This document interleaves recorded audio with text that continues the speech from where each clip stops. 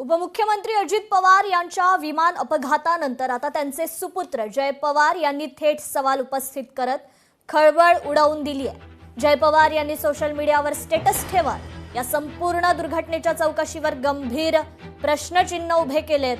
विमान अपघातात black box इतका सहजपणे नष्ट होऊच शकत नाही असं जय पवार यांनी म्हटलंय।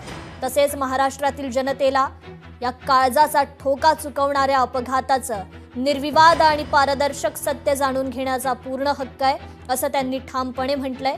इतकंच नाही तर जय पवार यांनी VSR कंपनीच्या उड्डाणांवर तत्काळ बंदी घालण्याची मोठी मागणी केली आहे। विमानांच्या देखभालीमध्ये गंभीर गैरव्यवहार झाल्याचा संशय व्यक्त करत या प्रकरणाची सखोल आणि निष्पक्ष चौकशी झाली पाहिजे अशी ही मागणी त्यांनी केली आहे। जय पवार यांच्या या भूमिकेमुळे आता या अपघात प्रकरणाला एक वेगळं वळण मिळण्याची शक्यता निर्माण झाली आहे।